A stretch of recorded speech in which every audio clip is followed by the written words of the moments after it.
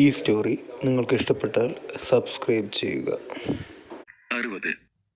ആര്യൻ വിഷ്ണുവിനെ റിസോർട്ടിൽ നിന്ന് സുരക്ഷിതമായി പുറത്തിറക്കിയെങ്കിലും നീരവനെ കുറിച്ച് അപ്പോഴും ഒരു തുമ്പും ലഭിച്ചിരുന്നില്ല.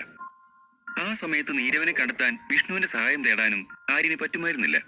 ഇതിനിടയിൽ നീരവിന്റെ സുഹൃത്ത് വിശാൽ ആര്യനെ വിളിച്ച് നീരവനെ തട്ടിക്കൊണ്ടു പോയവർ അവനെ വിളിച്ച് 3 കോടി രൂപ ആവശ്യപ്പെട്ടെന്ന് പറഞ്ഞു.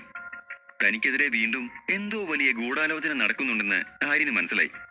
ഇതിന് പിന്നിൽ ആരാണെന്നും അവരുടെ ഉദ്ദേശം എന്താണെന്ന് കണ്ടെത്തണമെന്നും അവൻ മനസ്സിൽ ഉറപ്പിച്ചു. അവൻ ആവശ്യപ്പെട്ട പണം വിശാലിന് കൈമാറാൻ മാഗിയോട് നിർദ്ദേശിച്ചതിന് ശേഷം ആര്യൻ ആരെയോ വിളിക്കാൻ വേണ്ടി അവിടെ നിന്നും മാറി നിന്നു. എന്നിട്ട് ഫോൺ എടുത്ത് വൈകിയെ ഡയൽ ചെയ്തു. ആര്യന്റെ പേര് സ്ക്രീനിൽ കണ്ട നിമിഷം വൈകിയുടെ കണ്ണുകൾ തിളങ്ങി. ആര്യന്റെ റിസോർട്ടിൽ നടന്ന തീപിടുത്തത്തെക്കുറിച്ചെല്ലാം അവൾ അറിഞ്ഞിരുന്നു. പക്ഷെ ഒന്നും അറിയാത്തതുപോലെ അവൾ കോൾ എടുത്തു. ഹലോ ആര്യൻ, നീ എന്നെ ഓർത്തല്ലോ, സന്തോഷം.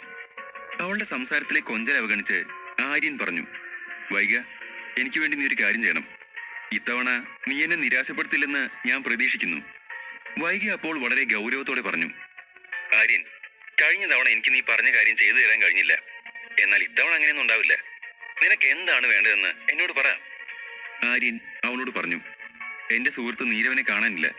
ആരാണ് അവനെ തട്ടിക്കൊണ്ടു പോയതെന്ന് എനിക്ക് കണ്ടെത്തണം. വൈഗ പുഞ്ചിരിച്ചുകൊണ്ട് പറഞ്ഞു, ആര്യൻ, നിനക്ക് വേണ്ടി എന്തും ചെയ്യാൻ ഞാൻ തയ്യാറാണ്. പക്ഷേ എനിക്കൊരു റിക്വസ്റ്റ് ഉണ്ട്. ആര്യൻ സംശയത്തോടെ ചോദിച്ചു, പറ, നിനക്ക് എന്താണ് വേണ്ടത്? വൈഗ പറഞ്ഞു, ഞാൻ ഇപ്പൊ തന്നെ നിനക്ക് വേണ്ടി റഫീഖുമായി ഒന്ന് ഉടക്കിയിട്ടുണ്ട്. അയാൾക്ക് നിന്നെ കുറിച്ചുള്ള എല്ലാ ഡീറ്റെയിൽസും വേണമെന്ന് പറഞ്ഞു. ഞാനത് തരില്ലെന്ന് പറഞ്ഞപ്പോ അവൻ എന്നോട് ദേഷ്യപ്പെട്ടാണ് കോൾ കട്ട് ചെയ്തത്. അതുകൊണ്ട് തന്നെ എനിക്ക് വേണ്ടത് നിന്റെ പ്രൊട്ടക്ഷനാണ്. ഞാനും എന്റെ ഈ ബാറും രജപുത്ര സാമ്രാജ്യത്തിന്റെ സുരക്ഷയിലായി കഴിഞ്ഞാൽ പിന്നെ റഫീഖിനോ അല്ലെങ്കിൽ മറ്റാർക്കെങ്കിലോ ഞങ്ങളെ തൊടാൻ സാധിക്കില്ല. എന്നെയും എന്റെ ബാറിനെയും സംരക്ഷിക്കാമെന്ന് നിങ്ങൾ സമ്മതിക്കുകയാണെങ്കിൽ നിങ്ങൾ ആവശ്യപ്പെടുന്നത് എന്തും ചെയ്യാൻ ഞാൻ തയ്യാറാണ്. വളരെ കരുതലോടെയാണ് വൈഗ ഈ ആവശ്യം മുന്നോട്ട് വെച്ചത്. സത്യത്തിൽ അവൾ റഫീഖിനെ ഭയപ്പെട്ടിരുന്നില്ല. അവൻ അവളേക്കാൾ ശക്തനായിരിക്കാം. പക്ഷെ വൈഗയ്ക്ക് അവനെ കൈകാര്യം ചെയ്യാൻ പറ്റുമായിരുന്നു. കാരണം അവൾക്ക് അവനെക്കുറിച്ചുള്ള ഒരുപാട് രഹസ്യങ്ങൾ അറിയാമായിരുന്നു. വൈഗയെ സംബന്ധിച്ചിടത്തോളം അവൾ ഇപ്പോൾ ആര്യനോട് ചോദിച്ചത് റഫീഖിൽ നിന്നുള്ള സംരക്ഷണം മാത്രമല്ല, വൈഗയുടെ പബ്ബ് ഐ ഓഫ് ഡാർക്ക് നൈറ്റിന് രജപുത്ര സാമ്രാജ്യവുമായുള്ള ഒരു കണക്ഷൻ കൂടിയാണ്. ആ കുടുംബവുമായൊരു ബന്ധം സ്ഥാപിച്ചു കഴിഞ്ഞാൽ പിന്നെ അവരുടെ വളർച്ചയെ ആർക്കും തടയാനാകില്ല എന്നവൾ കണക്ക് കൂട്ടി. അവരുടെ സ്വാധീനമുണ്ടെങ്കിൽ പിന്നെ അവൾ അണ്ടർവേൾഡിൽ ആരെയും പേടിക്കേണ്ടി വരില്ല. ഇതെല്ലാം മനസ്സിൽ വെച്ചാണ് അവൾ തന്റെ ആവശ്യം ആര്യന്റെ മുന്നിൽ വെച്ചത്. ആ നിമിഷം ആര്യൻ നീരവനെ കുറിച്ചല്ലാതെ മറ്റൊന്നും ചിന്തിച്ചിരുന്നില്ല. അവൻ വൈകിയോട് പറഞ്ഞു, ഓക്കെ ഡീൽ, ഞാൻ നിനക്കും നിന്റെ പബ്ബിനും എല്ലാവിധ പ്രൊട്ടക്ഷനും നൽകാം. പക്ഷേ എനിക്ക് എത്രയും വേഗം നീരവുമായി ബന്ധപ്പെട്ട വിവരങ്ങൾ വേണം. കൂടാതെ ഈ ഗൂഢാലോചനയ്ക്ക് പിന്നിൽ ആരാണെന്നും കണ്ടെത്തണം. എന്തായാലും വൈകിക്ക് പ്രൊട്ടക്ഷൻ നൽകുന്നതിൽ തെറ്റൊന്നുമില്ലെന്ന് ആര്യൻ തോന്നി. വൈകിയുടെ കയ്യിൽ പലരുടെയും കോണ്ടാക്റ്റുകളും കണക്ഷനുകളുമുണ്ട്. അതെല്ലാം തനിക്ക് വേണ്ടി മാത്രം ഉപയോഗപ്പെടുത്താനായാൽ അത് ശത്രുക്കളിൽ നിന്നും ഒരു സുരക്ഷ കൂടെയാവും. അവന് വൈകിയുമായി ശത്രുതയൊന്നും ഉണ്ടായിരുന്നില്ല. ചില കാര്യങ്ങളിൽ ചില അഭിപ്രായ വ്യത്യാസങ്ങൾ ഉണ്ടെന്നേ ഉള്ളൂ. ഇപ്പോൾ എന്തായാലും റഫീഖിനെ കൈകാര്യം ചെയ്യാൻ ആര്യന് വൈകിയെ ആവശ്യമായിരുന്നു. പറഞ്ഞ കാര്യങ്ങൾ എത്രയും വേഗം ചെയ്തു തരാമെന്ന് വൈഗ ആര്യന് ഉറപ്പു നൽകി. അവൾ കോൾ കട്ട് ചെയ്ത് ഉടനെ തന്നെ അവളുടെ ഒരു സ്റ്റാഫിനോട് പറഞ്ഞു, എല്ലാവരോടും പെട്ടെന്ന് മീറ്റിംഗ് ഹാളിലേക്ക് എത്താൻ പറയൂ. വൈഗയുടെ കീഴിൽ ഒരു വലിയ സീക്രട്ട് ഏജൻസി പ്രവർത്തിച്ചിരുന്നു.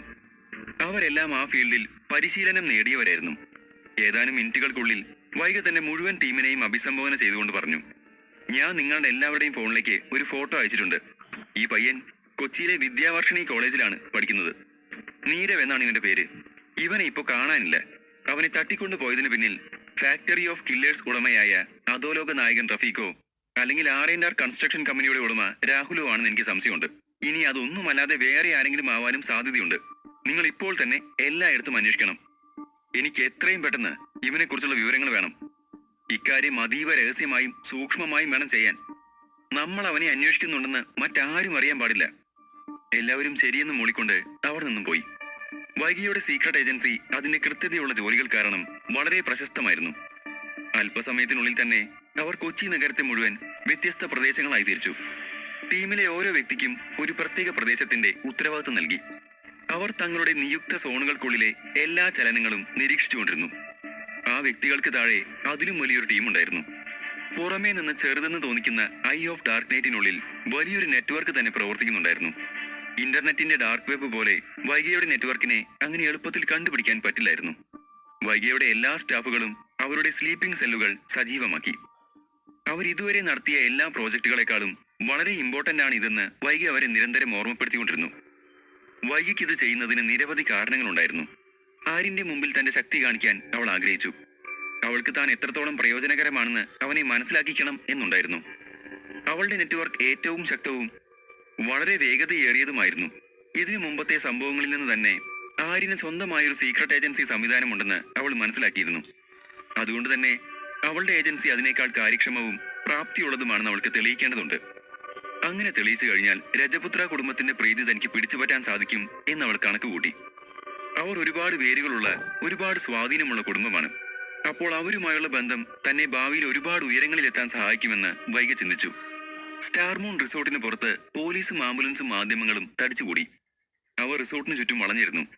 എല്ലാ ചാനലുകളിലും ആ സംഭവം ബ്രേക്കിംഗ് ന്യൂസായി ഫ്ലാഷ് ചെയ്തുകൊണ്ടിരുന്നു. എങ്ങനെയാണ് തീ പടർന്നത്? എത്ര പേർ മരിച്ചു? എന്തൊക്കെയാണ് നശിച്ചത്? ആരാണ് ഇതിനെല്ലാം പിന്നിൽ? തുടങ്ങിയ നിരവധി ചോദ്യങ്ങൾ അവർക്കുണ്ടായിരുന്നു. അതേസമയം ആര്യൻ എപ്പോഴും മനസ്സിനൊരു സമാധാനം കിട്ടാതെ അങ്ങോട്ടും ഇങ്ങോട്ടും നടന്നുകൊണ്ടിരുന്നു. അവൻ ആരോടും സംസാരിക്കാൻ ആഗ്രഹിച്ചില്ല. എല്ലാം സ്വയം കൈകാര്യം ചെയ്യാൻ അവൻ റിസോർട്ട് സിഇഒയോട് നിർദ്ദേശിച്ചു. എല്ലാം പറഞ്ഞേൽപ്പിച്ചതിന് ശേഷം ആര്യൻ റിസോർട്ടിന് പുറകിലേക്ക് പോയി. റിസോർട്ടിന്റെ മുൻഭാഗം പൂർണ്ണമായും തകർന്നിരുന്നു. ആര്യന്റെ ഓഫീസ് അടക്കം എല്ലാം മുഴുവനായി കത്തി നശിച്ചിട്ടുണ്ട്. റിസോർട്ടിന്റെ പിൻഭാഗത്തുള്ള പൂന്തോട്ടത്തിൽ ആര്യൻ ചിന്തയിൽ മുഴുകി നിന്നു. അപ്പോഴേക്കും റിസോർട്ടിന്റെ സെക്യൂരിറ്റി തലവൻ അവന്റെ അടുത്തേക്ക് ഓടി വന്നു. അയാളുടെ ശബ്ദം കേട്ട് ആര്യൻ പെട്ടെന്ന് തിരിഞ്ഞു നോക്കി. സെക്യൂരിറ്റിയുടെ മുഖത്തെ പരിഭ്രാന്തി കണ്ടപ്പോൾ ആര്യന് ടെൻഷനായി. ഇനിയും എന്തെങ്കിലും സംഭവിച്ചോ എന്ന് അവൻ പേടിച്ചു. ആര്യൻ പെട്ടെന്ന് ചോദിച്ചു, എന്താ കാര്യം? എന്താ ഇങ്ങനെ ഓടി വന്നത്? സെക്യൂരിറ്റി ഹെഡ് കിതച്ചുകൊണ്ട് പറഞ്ഞു, സാർ, ഞങ്ങളിപ്പോ CCTV മുഴുവൻ ചെക്ക് ചെയ്യായിരുന്നു. തീപിടുത്തത്തിന് ശേഷമുള്ള റെക്കോർഡിംഗ് നമുക്ക് കിട്ടിയില്ലെങ്കിലും അതിനു മുമ്പുള്ള റെക്കോർഡിങ്ങുകളെല്ലാം കുഴപ്പമൊന്നുമില്ലാതെ അതിൽ തന്നെയുണ്ട്. അതെല്ലാം ചെക്ക് ചെയ്തപ്പോ ഞങ്ങളൊരു കാര്യം കണ്ടെത്തി. ആര്യൻ ആകാംക്ഷയോടെ ചോദിച്ചു, അതെന്താണ്? എന്താണ് സംഭവിച്ചത്? ക്ലിയറായി പറയൂ. സെക്യൂരിറ്റി ഗാർഡ് വിശദീകരിച്ചു, സാർ, നമ്മൾ അന്ന് പൂജ മാമിനൊപ്പം കാട്ടിലൊരു ക്യാമ്പിംഗ് യാത്ര നടത്തിയിരുന്നില്ലേ? അന്ന് സാറിന്റെ കോളേജിലെ ഒരുപാട് സുഹൃത്തുക്കൾ അവിടെ ഉണ്ടായിരുന്നല്ലോ. അവരിൽ ചിലരുടെ മുഖം എനിക്കിപ്പോഴും ഓർമ്മയുണ്ട്. തീപിടുത്തത്തിന് തൊട്ടു മുമ്പായി അവരിൽ ഒരാൾ അയാളുടെ ചില സുഹൃത്തുക്കളുമായി നമ്മുടെ റിസോർട്ടിലേക്ക് വന്നിരുന്നു. സാർ അപ്പോൾ സാറിന്റെ സുഹൃത്തിനെ കാണാതായി വിവരം അറിഞ്ഞ് ഇവിടെ നിന്നും പോയിരുന്നു. അവർ നിങ്ങളോട് സംസാരിച്ചുവെന്നും റിസോർട്ടിലെ റെസ്റ്റോറന്റിൽ നിന്ന് അവർക്ക് ആവശ്യമുള്ളത് കഴിച്ചോളാൻ സാർ പറഞ്ഞിട്ടുണ്ടെന്നും പറഞ്ഞു. ഞാനപ്പോൾ സാറിന്റെ ഫോണിലേക്ക് ഒരുപാട് തവണ ട്രൈ ചെയ്ത് നോക്കിയിരുന്നു, പക്ഷെ കിട്ടിയില്ല. ആര്യൻ ഒരു നിമിഷം ആലോചിച്ചുകൊണ്ട് പറഞ്ഞു, അതെ, ഞാൻ ആ സമയം ഹെലികോപ്റ്ററിലായിരുന്നിരിക്കാം. അതുകൊണ്ടായിരിക്കും സിഗ്നൽ കിട്ടാതിരുന്നത്. അവരിവിടെ നിന്ന് ഭക്ഷണം കഴിച്ചു എന്നതിൽ എന്താണ് ഇത്ര വിചിത്രമായിട്ടുള്ളത്? അതിലെന്റെ സുഹൃത്തുക്കളും ഉണ്ടായിരുന്നെന്ന് നിങ്ങൾ തന്നെയല്ലേ പറഞ്ഞത്? സെക്യൂരിറ്റി തുടർന്നു, സർ, അവർ ഭക്ഷണം കഴിക്കാൻ വേണ്ടി വന്നതാണെന്നാണ് ഞങ്ങളോട് പറഞ്ഞത്. അതുകൊണ്ടാണ് അവരെ ഞങ്ങൾ അകത്തേക്ക് കയറ്റിയത്. പക്ഷെ അവർ ഭക്ഷണം ഒന്നും ഓർഡർ ചെയ്തിട്ടില്ലെന്നും റെസ്റ്റോറന്റിലേക്ക് പോലും പോയിട്ടില്ലെന്നുമാണ് CCTVയിൽ കാണിക്കുന്നത്. 15 മിനിറ്റിന് ശേഷം ഒന്നും കഴിക്കാതെ അവർ തിരികെ പോയിട്ടുമുണ്ട്. അവർ പോയതിന് തൊട്ടു പിന്നാലെയാണ് ഈ അപകടമുണ്ടായത്. ഈ രണ്ട് സംഭവങ്ങളും തമ്മിൽ എന്തെങ്കിലും ബന്ധം ഉണ്ടായിരിക്കാം എന്നാണ് ഞങ്ങളുടെ സംശയം. കാരണം റിസോർട്ടിന്റെ അകത്തേക്ക് കടന്നതിന് ശേഷം അവരെവിടേക്കാണ് പോയതെന്ന് CCTVയിൽ കാണിക്കുന്നില്ല. അത് കേട്ട് ആര്യൻ ഞെട്ടിപ്പോയി. ആരായിരിക്കും ഇവര് പറയുന്ന സുഹൃത്ത്? അതാരാണെന്നതിന്റെ CCTV ഫൂട്ടേജ് കാണിച്ചു തരൂ എന്ന് പറഞ്ഞ് ആര്യൻ സെക്യൂരിറ്റിയുടെ കൂടെ വേഗത്തിൽ നടന്നു. അവിടെ എത്തിയ ആര്യൻ ആ ദൃശ്യങ്ങൾ നിരീക്ഷിച്ചു. അതാരാണെന്ന് കണ്ടതും അവൻ ഞെട്ടിപ്പോയി. അത് മറ്റാരുമല്ല, നീരവിനെ തട്ടിക്കൊണ്ടു പോയവർ തന്നോട് പണം ആവശ്യപ്പെടുന്നുവെന്ന് പറഞ്ഞ് ആര്യനെ വിളിച്ച അതേ വിശാൽ തന്നെയായിരുന്നു ഇതും. വിശാലിന്റെ കൂടെയുള്ള മറ്റുള്ളവർ കോളേജിലെ സുഹൃത്തുക്കൾ ആരുമായിരുന്നില്ല. എന്തിനാണ് വിശാൽ ഇതെല്ലാം ചെയ്യുന്നതെന്ന് ആര്യന് മനസ്സിലായില്ല. ആര്യനും വിശാലും സുഹൃത്തുക്കളായിരുന്നില്ലെങ്കിലും ശത്രുക്കളായിരുന്നില്ല. സത്യത്തിൽ വിശാലുമായി നീരവിന് നല്ല സൗഹൃദമുണ്ടായിരുന്നു. അപ്പോൾ പിന്നെ വിശാലിന്റെ ഉദ്ദേശം എന്തായിരിക്കും? ആര്യൻ ആലോചനയിൽ മുഴുകിയിരിക്കുമ്പോൾ അവന്റെ ഫോൺ വീണ്ടും റിംഗ് ചെയ്തു. അവൻ പോക്കറ്റിൽ നിന്നും ഫോൺ എടുത്ത് ആരാണ് വിളിക്കുന്നതെന്ന് നോക്കി. വിശാലായിരുന്നു അത്. കോൾ എടുത്ത് സ്വയം ദേഷ്യം നിയന്ത്രിച്ചുകൊണ്ട് ആര്യൻ ശാന്തമായി ചോദിച്ചു, എന്താ കാര്യം? വിശാൽ പരിഭ്രാന്തി കലർന്ന സ്വരത്തിൽ പറഞ്ഞു, ആര്യൻ, അവരെന്നെ വീണ്ടും വിളിച്ചിരുന്നു. അവർ ശരിക്കും ഭീകരന്മാരാണ്. അവരാദ്യം 3 കോടിയായിരുന്നല്ലേ ചോദിച്ചത്. എന്നാൽ ഇപ്പൊ അവർ 10 കോടി വേണമെന്ന് പറയുന്നു. ഞാൻ എങ്ങനെ 10 കോടിയൊക്കെ ഉണ്ടാക്കും? അവരെന്ത് പറഞ്ഞിട്ട് കേൾക്കുന്നില്ല. നേരെ അവരുടെ കയ്യിലായി പോയില്ലേ? എന്ത് ചെയ്യാനാണ്? ആര്യൻ പറഞ്ഞു, അത് കുഴപ്പമില്ല, അവരോട് തരാമെന്ന് പറയൂ. ഞാൻ നിന്റെ അക്കൗണ്ടിലേക്ക് 10 കോടി തന്നെ അയക്കാം. വിശാൽ ആശ്വാസത്തോടെ പറഞ്ഞു. Thank you. നീ ഇങ്ങനെ പറയുന്നതാണ് എനിക്ക് സമാധാനം. അല്ലെങ്കിൽ നീരവിനെ ഞാൻ എങ്ങനെ രക്ഷിക്കുമെന്ന് എനിക്കറിയില്ല. ഇത്തവണ ആര്യൻ വളരെ തണുത്ത സ്വരത്തിൽ പറഞ്ഞു. പണം കൊണ്ടെല്ലാം പരിഹരിക്കാൻ സാധിക്കുമെങ്കിൽ നമുക്ക് നോക്കാം. പക്ഷെ അവരോട് നീ ഒരു കാര്യം പറയണം. നീരവിന് എന്തെങ്കിലും സംഭവിച്ചു എന്ന് ഞാൻ അറിഞ്ഞാ ഞാൻ അവരെ ഈ ഭൂമിയിൽ നിന്ന് തുടച്ചു നീക്കും. അവരെവിടെ പോയി ഒളിച്ചാലും ശരി, ഞാൻ അവരെ വെറുതെ വിടുമെന്ന് വിചാരിക്കണ്ട. ആര്യന്റെ ശബ്ദം കേട്ട് വിശാൽ ഞെട്ടി. അവൻ പറഞ്ഞു, ശരി, ഞാൻ അവരോട് പറയാം. ആര്യൻ ദേഷ്യം കടിച്ചമർത്തിക്കൊണ്ട് തുടർന്നു, പിന്നെ ഒരു കാര്യം കൂടെ. പക്ഷേ അത് പറഞ്ഞ് കംപ്ലീറ്റ് ആക്കാതെ അവൻ പെട്ടെന്ന് നിർത്തി. വിശാൽ ചോദിച്ചു, എന്താ നീ എന്താ പറഞ്ഞു വന്നത്? ഒന്നുമില്ല എന്ന് പറഞ്ഞ് ആര്യൻ വേഗം കോൾ കട്ട് ചെയ്തു. നീരവിനെ തട്ടിക്കൊണ്ടു പോയവരുമായി വിശാലിന് ബന്ധമുണ്ടെന്നത് തനിക്കറിയാമെന്ന് പറയാനായിരുന്നു ആര്യൻ വന്നത്. എന്നാൽ അതൊരു മണ്ടത്തരമായിരിക്കുമെന്ന് പിന്നെ ആര്യന് തോന്നി. ഒന്നാമതായി വിശാൽ അതൊരിക്കലും സമ്മതിക്കില്ല. രണ്ടാമതായി അവൻ അപ്പോൾ തന്നെ നീരവിനെ തട്ടിക്കൊണ്ടു പോയവരെ ഈ വിവരം അറിയിക്കുകയും ചെയ്യും. നീരവിനെ കണ്ടെത്തുന്നത് പിന്നെ കൂടുതൽ റിസ്ക് ആവാൻ ചാൻസ് ഉണ്ട്. അതുകൊണ്ടാണ് ആര്യൻ ഒന്നും മിണ്ടാതെ നിന്നത്. വിശാലിനെ കോൾ കട്ട് ചെയ്ത ഉടൻ ആര്യൻ വൈഗയുടെ നമ്പർ ഡയൽ ചെയ്തു. വൈഗ, എനിക്ക് വിശാൽ കോശി എന്നു പേരുള്ള ഒരു ക്ലാസ്മേറ്റ് ഉണ്ട്. ഞാൻ അവന്റെ ഫോട്ടോ അയക്കാം. അവനെക്കുറിച്ച് നന്നായി ഒന്ന് അന്വേഷിക്കണം. അവന്റെ എല്ലാ ഡീറ്റെയിൽസും എനിക്ക് 1 മണിക്കൂറിനുള്ളിൽ വേണം. വൈഗ പെട്ടെന്ന് തന്നെ പറഞ്ഞു, സർ, ഇപ്പോൾ തന്നെ കണ്ടെത്തി തരാം. അവൾ മനഃപൂർവ്വം അവനെ സാറെന്ന് വിളിച്ചത് ആര്യൻ ശ്രദ്ധിച്ചു. ആര്യൻ ഫോൺ വെച്ചപ്പോൾ എല്ലാം കണ്ടും കേട്ടും അവിടെ നിന്നിരുന്ന മാഗി ആര്യനോട് ചോദിച്ചു, സർ, എനിക്കൊരു കാര്യം മനസ്സിലാവുന്നില്ല. വിശാൽ നിങ്ങളെ പറ്റിക്കുകയാണെന്ന് അറിഞ്ഞിട്ടും അവന് 3 കോടിയല്ല 10 കോടി തന്നെ അയക്കാമെന്ന് നിങ്ങൾ സമ്മതിച്ചല്ലോ. അതെന്തിനാണ് അങ്ങനെ ചെയ്തത്? നമ്മുടെ ഇപ്പോഴത്തെ സിറ്റുവേഷൻ അങ്ങനെയാണ് മാഗി. നീരവ് എവിടെയാണെന്ന് നമുക്കിപ്പോഴും അറിയില്ല. നീരവിന്റെ ജീവനാണ് എനിക്ക് പ്രധാനം, പണമല്ല. വിശാലിന്റെ യഥാർത്ഥ ഉദ്ദേശം എന്താണെന്ന് എത്രയും പെട്ടെന്ന് കണ്ടെത്തണം. ഈ അവസ്ഥയിൽ വിശാലിനോട് നമ്മളെല്ലാം അറിഞ്ഞെന്ന് പറയാൻ പറ്റില്ല. അവൻ പറയുന്നതെല്ലാം തൽക്കാലം സമ്മതിച്ചു കൊടുക്കാം, ബാക്കിയെല്ലാം പിന്നെ നോക്കാം. ആര്യൻ പറഞ്ഞത് കേട്ടപ്പോൾ അത് ശരിയാണെന്ന് മാഗിക്കും തോന്നി. വിശാൽ സത്യത്തിൽ ആരാണെന്നും അവൻ ഇപ്പോൾ എവിടെയാണെന്നും കണ്ടെത്തണം. എന്നിട്ട് അവനിലൂടെ നമുക്ക് നീരവിലെത്താമെന്ന് ആര്യൻ അവളോട് പറഞ്ഞു. അതേസമയം റഫീഖും രാഹുലും അപ്പോൾ റഫീഖിന്റെ വില്ലയിൽ അവരുടെ വിജയാഘോഷത്തിലായിരുന്നു. കയ്യിൽ മദ്യത്തിന്റെ ഗ്ലാസുകളുമായി അവർ പൊട്ടിച്ചിരിച്ചു. അത് കണ്ടടുത്ത് കൈകൾ കൂപ്പി നിന്ന വിശാൽ ഭയന്ന് വിറച്ചു. അവൻ റഫീഖിനോട് പറഞ്ഞു, സർ, ആര്യൻ മുഴുവൻ തുകയും അയച്ചു തന്നിട്ടുണ്ട്. ഭയം കൊണ്ട് വിറച്ചാണ് വിശാൽ റഫീഖിന്റെ മുന്നിൽ നിൽക്കുന്നത്. അപ്പോൾ റഫീഖ് അവനോട് പറഞ്ഞു, നീ അവനെ വീണ്ടും വിളിക്കേ, എന്നിട്ട് 10 കോടി മതിയാകില്ലെന്നും ഞങ്ങൾ 15 കോടി വേണമെന്ന് പറഞ്ഞതായും പറയൂ. പരിഭ്രാന്തനായ വിശാൽ റഫീഖിനോട് പറഞ്ഞു, സർ, ഞാൻ എങ്ങനെ അവൻ ഇനിയും വിളിക്കും? ഇനിയും വിളിച്ചാൽ എന്തോ കുഴപ്പമുണ്ടെന്ന് അവന് തീർച്ചയായും മനസ്സിലാവും. റഫീഖ് ദേഷ്യത്തോടെ അലറി. അവൻ ഇപ്പോഴും ഒന്നും മനസ്സിലായിട്ടില്ല എന്നാണോ നീ വിചാരിച്ചിരിക്കുന്നത്? അത് നിനക്കവനെ ശരിക്കും അറിയാത്തതുകൊണ്ടാണ്. ഇതിനെല്ലാം പിന്നിൽ ആരാണെന്ന് അവൻ ഇതിനകം തന്നെ ഊഹിച്ചിട്ടുണ്ടാവും. അതിനു വേണ്ടിയുള്ള അന്വേഷണത്തിലാവും അവനിപ്പോ. എന്നോട് കളിച്ചാൽ എങ്ങനെയുണ്ടാവുമെന്ന് അവൻ അറിയണം. നീ ഒന്നുകൂടെ അവനെ വിളിക്കേ. ഭയന്ന് വിറച്ച വിശാൽ ആര്യന്റെ നമ്പറിലേക്ക് ഒന്നുകൂടെ വിളിച്ചു. ഫോൺ എടുത്തയുടൻ ആര്യൻ ചോദിച്ചു, ഇനി എന്താ? വിശാൽ മറുപടി പറഞ്ഞു, ആര്യൻ, അവർ വീണ്ടും വിളിച്ചുകൊണ്ടിരിക്കുന്നു. ശരിക്കും അവർക്ക് എന്താണ് വേണ്ടതെന്ന് എനിക്കറിയില്ല. ഇപ്പൊ അവര് പറയുന്നത് 10 കോടിയൊന്നും പോരാ, അവർക്ക് 15 കോടി തന്നെ വേണമെന്നാണ്. ആര്യൻ പ്രത്യേകിച്ച് ഒന്നും ചോദിക്കാതെ വേഗം പറഞ്ഞു, ആ ഓക്കെ, അയക്കാം. അതും പറഞ്ഞവൻ ഫോൺ കട്ട് ചെയ്തു. വിശാൽ റഫീഖിനോട് പറഞ്ഞു, സർ, അവൻ പറഞ്ഞു തരാമെന്ന്. രാഹുലും റഫീഖും ഉറക്കെ ചിരിച്ചു. വിശാലിനെ പരിഹസിച്ച് രാഹുൽ പറഞ്ഞു, നീരവിന്റെ അടുത്ത സുഹൃത്താണ് ആര്യൻ. അവന് വേണ്ടി 15 കോടി പോലും തരാൻ ആര്യൻ തയ്യാറാണ്.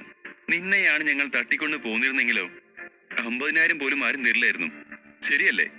വിശാൽ അപ്പോൾ തല താഴ്ത്തി നിന്നു. അതേസമയം അവർ സംസാരിച്ചുകൊണ്ട് നിൽക്കുമ്പോൾ അതേ മുറിയിൽ 4ാമതൊരാൾ കൂടെ ഉണ്ടായിരുന്നു.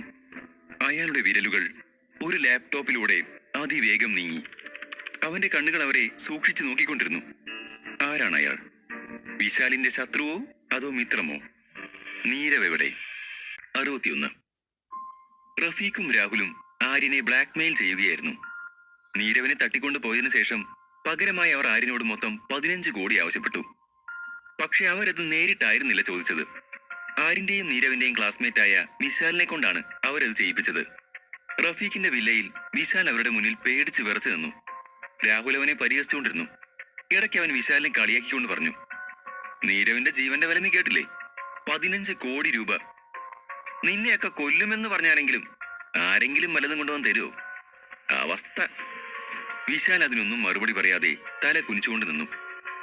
ആര്യൻ ഇപ്പോൾ തന്നെ കുറിച്ച് എന്താണ് വിചാരിച്ചിട്ടുണ്ടാവുക തുടങ്ങിയ ചിന്തകളാണ് വിശാലിന്റെ മനസ്സിൽ അപ്പോൾ ഉണ്ടായിരുന്നത്. റഫീഖും രാഹുലും ഭ്രാന്തന്മാരെ പോലെ വീണ്ടും പൊട്ടിച്ചിരിച്ചു. ഒരേ സമയം 3 ലാപ്ടോപ്പുകൾ പ്രവർത്തിച്ചുകൊണ്ട് ആ മുറിയിൽ അപ്പോൾ നാലാമതൊരാൾ കൂടെ ഉണ്ടായിരുന്നു. റഫീഖിന്റെയും രാഹുലിന്റെയും ഹാക്കറായിരുന്നു അത്. റഫീഖ് അയാളുടെ നേരെ തിരിഞ്ഞുകൊണ്ട് ചോദിച്ചു, അക്കൗണ്ടിൽ പണം വന്നാലുടൻ എന്തു ചെയ്യണമെന്നറിയില്ലേ? അയാൾ റഫീഖിനെ നോക്കി മറുപടി പറഞ്ഞു, അറിയാം ബോസ്, എന്റെ ജോലി ഏകദേശം പൂർത്തിയായി. ആര്യന്റെ 3ാമത്തെ ട്രാൻസാക്ഷൻ ഈ അക്കൗണ്ടിൽ എത്തുമ്പോഴേക്കും ഞാൻ അവന്റെ അക്കൗണ്ട് ഹാക്ക് ചെയ്യും. അതിനുശേഷം ആര്യന്റെ പണം മുഴുവൻ നിങ്ങൾക്ക് ട്രാൻസ്ഫർ ചെയ്യാം.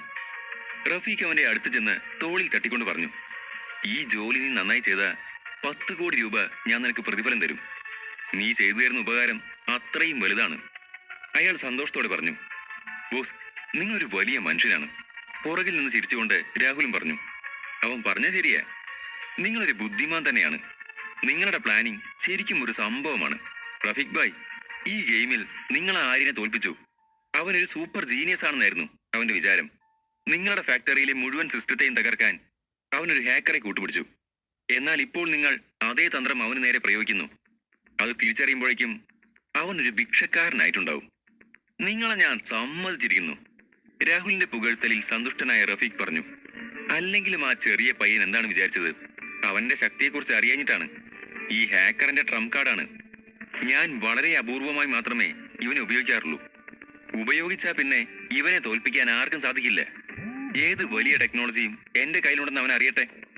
നേരിട്ടുള്ള യുദ്ധമായാലും ടെക്നോളജി ആയാലും ജയം എന്നും എനിക്ക് മാത്രമായിരിക്കും. റഫീഖ് ഇപ്പോൾ നല്ല മൂഡിലാണെന്ന് മനസ്സിലായപ്പോൾ വിശാൽ ധൈര്യം സംഭരിച്ച് ചോദിച്ചു, റഫീഖ് ഭായ്, നിങ്ങൾ വിചാരിച്ച കാര്യങ്ങളെല്ലാം കഴിഞ്ഞല്ലോ. ഇനി എന്റെ സുഹൃത്ത് നീരവനെ മോചിപ്പിച്ചൂടെ?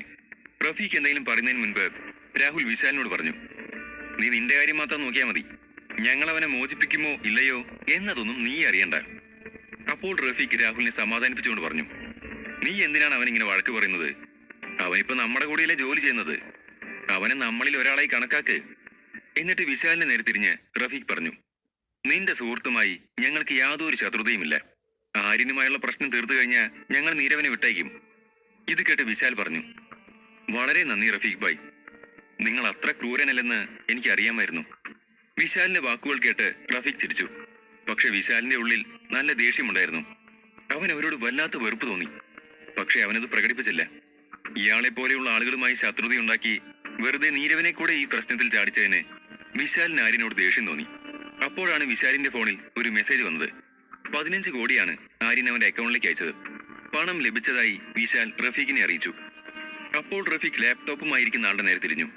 അവന്റെ വിരലുകൾ മിന്നൽ പോലെ കീബോർഡിൽ ചലിച്ചുകൊണ്ടിരിക്കുകയാണ്. മിനിറ്റുകൾക്കുള്ളിൽ ഒരാളുടെ അക്കൗണ്ട് ചോർത്തുക എന്നത് അവനെ സംബന്ധിച്ച് കുട്ടിക്കളിയായിരുന്നു. പക്ഷെ ആര്യനെ പോലെ ശക്തനായ ഒരാളുടെ അക്കൗണ്ടിൽ കയറി കളിക്കാൻ സത്യത്തിൽ അവന് നല്ല പേടിയുണ്ടായിരുന്നു. അവൻ പക്ഷെ അതൊന്നും റഫീഖിനോട് പറഞ്ഞില്ല. എങ്കിലും ഉള്ളിൽ നല്ല ടെൻഷനോടെയാണ് അവൻ കാര്യങ്ങൾ ചെയ്തത്. എന്തെങ്കിലും വന്നാൽ റഫീഖ് തന്നെ സംരക്ഷിച്ചുകൊള്ളും എന്നൊരാത്മവിശ്വാസം അവനുണ്ടായിരുന്നു. അവൻ തന്റെ ജോലി വേഗത്തിലാക്കി. പെട്ടെന്ന് അവന്റെ വിരലുകൾ ചലിക്കാതെയായി. ഞെട്ടലോടെ അവൻ വിളിച്ചു പറഞ്ഞു, ദൈവമേ, ഇതെങ്ങനെ? എനിക്ക് വിശ്വസിക്കാനാവുന്നില്ല. ഉടനെ റഫീഖും രാഹുലും അവന്റെ അടുത്തേക്ക് ഓടി. ഹാക്കറുടെ അലർച്ച കേട്ട് തങ്ങളുടെ പ്ലാനിൽ എന്തെങ്കിലും പാളിച്ച വന്നോ എന്ന ആശങ്ക റഫീഖിനെ പിടികൂടിയിരുന്നു. റഫീഖ് പരിഭ്രമത്തോടെ ചോദിച്ചു, എന്താ പറ്റിയത്? അവൻ റഫീഖിനോട് പറഞ്ഞു, ബോസ്, ഈ ആളുടെ അക്കൗണ്ടിലെ പണം കണ്ടിട്ട് എനിക്ക് വിശ്വസിക്കാൻ കഴിയുന്നില്ല. ഒരു നിമിഷം കൊണ്ട് റഫീഖിന്റെ ഭാവം മാറി. അവൻ അലറി, നീ എന്താ ഈ പറയുന്നേ? നിന്റെ കണ്ണിങ്ങനെ തള്ളാൻ മാത്രം എത്രയുണ്ടതിൽ? അവൻ എപ്പോഴും തന്നെ വിട്ടുമാറാത്ത ഞെട്ടലോടെ പറഞ്ഞു, ബോസ്, ഇത് 10 കോടിയോ 100 കോടിയോ ഒന്നുമല്ല. ഈ മനുഷ്യന്റെ സമ്പാദ്യം അതിനേക്കാൾ എത്രയോ വലുതാണ്. അവന്റെ അക്കൗണ്ട് കോടികളിലല്ല, അത് ബില്യണുകളിലാണ്. അക്കൗണ്ടിൽ ആയിരക്കണക്കിന് കോടികളുണ്ട്. അത് കേട്ട റഫീഖും രാഹുലും ഞെട്ടിപ്പോയി. എന്താണ് സംഭവിക്കുന്നതെന്ന് മനസ്സിലാവാതെ വിശാൽ അവരെ നോക്കി നിന്നു. അപ്പോൾ റഫീഖ് അവനോട് പറഞ്ഞു, നിനക്ക് ഭ്രാന്താണോ? ശരിക്കും നോക്ക്, അവന്റെ അക്കൗണ്ടിൽ എങ്ങനെ ആയിരക്കണക്കിന് കോടികളുണ്ടാവും? നീ നോക്കിയത് എന്തെങ്കിലും തെറ്റി കാണും. ഒന്നുകൂടെ നോക്ക്. അവൻ ഉടനെ പറഞ്ഞു, ഇല്ല ബോസ്, ഒരു തെറ്റുമില്ല. ഞാൻ നിങ്ങളോട് കൃത്യമായ തുക പറഞ്ഞാൽ നിങ്ങൾ വിശ്വസിക്കില്ല. ഈ വ്യക്തിയുടെ അക്കൗണ്ടിൽ ഇപ്പോൾ 40,000 കോടിയുണ്ട്. റഫീഖിന് പെട്ടെന്ന് മിന്നലടിച്ചതുപോലെ തോന്നി. അവൻ എന്തായാലും തന്നേക്കാൾ സമ്പന്നനാകാൻ സാധ്യതയില്ലെന്ന് അയാൾ ഉറച്ചു വിശ്വസിച്ചിരുന്നു. കാരണം അയാളുടെ സ്വന്തം ആസ്തി 30,000 കോടിയായിരുന്നു. അതിൽ ഭൂരിഭാഗവും ഫിക്സഡ് അസറ്റിലോ സ്റ്റോക്ക് മാർക്കറ്റിലോ ഇട്ടിരുന്നു. എന്നാൽ ആര്യന്റെ അക്കൗണ്ടിൽ മാത്രം 40,000 കോടി ഡെപ്പോസിറ്റ് ഉണ്ടെങ്കിൽ അയാളുടെ ആകെ ആസ്തി എത്ര ഉണ്ടാവും? റഫീഖിന്റെ തലയാകെ വട്ടം കറങ്ങാൻ തുടങ്ങി. ഇത്രയും വലിയ തുക കേട്ടപ്പോൾ രാഹുലും ഞെട്ടി. വിശാലിനും അത് വിശ്വസിക്കാനായില്ല. ഹാക്കർക്ക് എന്തെങ്കിലും പിഴവ് സംഭവിച്ചിട്ടുണ്ടാകുമെന്ന് തന്നെ അവരെല്ലാം കരുതി. ആര്യൻ ഒരു സാധാരണ കോളേജ് വിദ്യാർത്ഥിയല്ലെന്ന് രാഹുലിന് നേരത്തെ തോന്നിയിരുന്നു. എന്നാൽ അവന്റെ പിന്നിൽ ശക്തരായ ആളുകളുണ്ടെന്ന് രാഹുലിന് ഇപ്പോൾ തീർച്ചയായി. അല്ലെങ്കിൽ ഒരു അക്കൗണ്ടിൽ 40,000 കോടി എന്നത് എങ്ങനെ ഉണ്ടാവാനാണ്? അവൻ മനസ്സിൽ വിചാരിച്ചു. അതിന്റെ അർത്ഥം ആര്യന്റേതുമായി താരതമ്യപ്പെടുത്തുമ്പോൾ റഫീഖിന്റെ സ്ഥാനം ഒന്നുമല്ല എന്നല്ലേ? അതാലോചിച്ചപ്പോൾ രാഹുലിന്റെ നെറ്റിയിൽ നിന്ന് വിയർപ്പൊലിച്ചിറങ്ങാൻ തുടങ്ങി. ആര്യൻ ഇത്രയും ശക്തനാണെങ്കിൽ ആര്യനിൽ നിന്ന് തന്നെ സംരക്ഷിക്കാൻ റഫീഖിന് കഴിയില്ലെന്ന് അവൻ ഭയന്നു. തന്റെ ജീവൻ അപകടത്തിലാണെന്ന് രാഹുലിന് തോന്നി തുടങ്ങി. അതേസമയം ഹാക്കർ പറഞ്ഞത് റഫീഖിന് ഇപ്പോഴും വിശ്വസിക്കാനായിട്ടില്ലായിരുന്നു. അവൻ സ്ക്രീനിന്റെ മുന്നിലിരുന്ന് അത് ശ്രദ്ധയോടെ നോക്കാൻ തുടങ്ങി. അവൻ വീണ്ടും വീണ്ടും അക്കങ്ങൾ എണ്ണി. 10 തവണ എണ്ണിയിട്ടും ഒരുപോലെ തന്നെ. 40,000 കോടി. ഈ പണമെല്ലാം എവിടെ നിന്ന് കിട്ടിയെന്ന് റഫീഖ് മനസ്സിലൊന്ന് കാൽക്കുലേറ്റ് ചെയ്യാൻ ശ്രമിച്ചു. ആര്യൻ അർജുന്റെ മുഴുവൻ ബിസിനസ്സും നശിപ്പിച്ചു. അവന്റെ കമ്പനികൾ അടച്ചു പൂട്ടിച്ചു. സിറ്റി ബാങ്ക് അർജുന്റെ എല്ലാ സ്വത്തുക്കളും കണ്ടുകെട്ടിയിരുന്നു. ഇനി എന്തെങ്കിലും കാരണം കൊണ്ട് സിറ്റി ബാങ്ക് ആര്യന് അതിൽ നിന്നൊരു വിഹിതം നൽകിയാലും അത് ഇത്രയും തുക ഉണ്ടാവില്ല. സിറ്റി ബാങ്കിലെന്നല്ല, ലോകത്തിലെ ഒരു ബാങ്കിലും ഒരാളുടെ അക്കൗണ്ടിൽ ഇത്രയും വലിയ തുക ഉണ്ടാകില്ല. അപ്പോൾ ഇതെങ്ങനെ സാധ്യമായി? റഫീഖ് ഇതെല്ലാം ആലോചിച്ചുകൊണ്ടിരിക്കുമ്പോൾ തന്നെ അവരുടെ കമ്പ്യൂട്ടറിൽ നിന്ന് അലാറം പോലെയുള്ള ഒരു വലിയ ശബ്ദം മുഴങ്ങി തുടങ്ങി. റഫീഖ് ഞെട്ടി എഴുന്നേറ്റു. ഹാക്കർ പരിഭ്രാന്തനായി കീബോർഡിൽ അതിവേഗം എന്തൊക്കെയോ ടൈപ്പ് ചെയ്യാൻ തുടങ്ങി. അപ്പോൾ റഫീഖ് അവനോട് ചോദിച്ചു, എന്താ പറ്റിയത്? വിറയ്ക്കുന്ന സ്വരത്തിൽ ഹാക്കർ മറുപടി പറഞ്ഞു, ബോസ്, നമ്മളിപ്പോൾ വൈകിപ്പോയിരിക്കുന്നു. നമ്മൾ അവരുടെ അക്കൗണ്ടിൽ കൃത്രിമം കാണിക്കുന്നുവെന്ന് അവർ മനസ്സിലാക്കി. അവരിപ്പോൾ നമ്മളെ ട്രാക്ക് ചെയ്ത് തുടങ്ങിയിട്ടുണ്ട്. ബാങ്കിന്റെ ട്രാക്കിംഗ് സിസ്റ്റം സജീവമായിട്ടുണ്ട്. ഞാൻ ആന്റി ട്രാക്കിംഗ് സോഫ്റ്റ്വെയർ ഉപയോഗിക്കുന്നുണ്ടെങ്കിലും അത് പ്രവർത്തിക്കുന്നില്ല. ലോകത്തിലെ ഏറ്റവും മികച്ച ഹാക്കർ തനിക്കുണ്ടെന്ന് എപ്പോഴും വിശ്വസിച്ചിരുന്ന റഫീഖ് ഇപ്പോൾ ഹാക്കറുടെ നെറ്റിയിലെ വിയർപ്പും മുഖത്തെ പരിഭ്രാന്തിയും കണ്ടു ഞെട്ടി. റഫീഖ് അവനോട് പറഞ്ഞു, നിന്നെ ആർക്കും ട്രാക്ക് ചെയ്യാൻ കഴിയില്ലെന്നല്ലേ നീ പറഞ്ഞിരുന്നത്? സിറ്റി ബാങ്കിന്റെ സെക്യൂരിറ്റി സിസ്റ്റം വളരെ മികച്ചതാണെന്ന് ഞാൻ നിനക്ക് മുന്നറിയിപ്പ് തന്നിരുന്നല്ലേ? പക്ഷെ അപ്പോൾ എത്ര വലിയ ബാങ്ക് ആണെങ്കിലും അതൊന്നും നിനക്ക് വിഷയമല്ലെന്നല്ലേ പറഞ്ഞത്? ഹാക്കർ പേടിയോടെ പറഞ്ഞു, ബോസ്, എനിക്കിത് എളുപ്പത്തിൽ ചെയ്യാൻ കഴിയുമെന്നാണ് ഞാൻ കരുതിയിരുന്നത്. ഇതിനു മുമ്പൊക്കെ എന്തെല്ലാം കാര്യങ്ങൾ ഞാൻ ചെയ്തിട്ടുണ്ട്. പക്ഷെ അവരുടെ ട്രാക്കിംഗ് സിസ്റ്റം തികച്ചും വ്യത്യസ്തമായ തലത്തിലാണ്. നിങ്ങളെപ്പോലെ ഞാനും ഞെട്ടിപ്പോയി. ഇതൊരു സാധാരണ സെക്യൂരിറ്റി സിസ്റ്റം അല്ല. ഇതൊരു രാജ്യത്തിന്റെ ഡിഫൻസ് സീക്രട്സ് പ്രൊട്ടക്ട് ചെയ്യാൻ ഉപയോഗിക്കുന്ന ഒന്നാണ്. നമുക്ക് അബദ്ധം പറ്റിയോ എന്ന് എനിക്കിപ്പോൾ സംശയമുണ്ട്. ഏതാനും മിനിറ്റുകൾക്കുള്ളിൽ അവർ നമ്മളെ ട്രാക്ക് ചെയ്യും. ഹാക്കർ റഫീഖുമായി സംസാരിച്ചുകൊണ്ടിരിക്കുമ്പോൾ തന്നെ അവന്റെ വിരലുകൾ കീബോർഡിൽ വേഗത്തിൽ ടൈപ്പ് ചെയ്യുന്നുണ്ടായിരുന്നു. എന്നാൽ പെട്ടെന്ന് അവന്റെ കൈകളുടെ ചലനം നിലച്ചു. അവൻ തന്റെ 2 കൈയും തലയിൽ പിടിച്ചുകൊണ്ട് റഫീഖിനോട് പറഞ്ഞു, ബോസ്, എന്റെ ആന്റി ട്രാക്കിംഗ് സോഫ്റ്റ്വെയർ പരാജയപ്പെട്ടു. ഇനി നമുക്കൊന്നും ചെയ്യാൻ കഴിയില്ല. റഫീഖ് അവനോട് ദേഷ്യപ്പെട്ടു. എന്താണ് ഇതിന് ഇത്ര വലിയ പ്രശ്നം?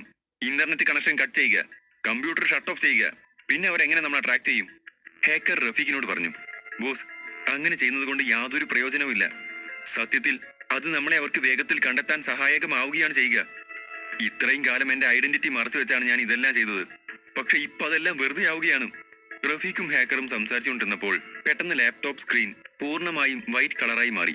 വലിയ കട്ടിയുള്ള കറുത്ത അക്ഷരങ്ങൾ അതിൽ മിന്നി മറഞ്ഞു. നിങ്ങളെ ഞാൻ കണ്ടെത്തി കഴിഞ്ഞു. Everything is over now.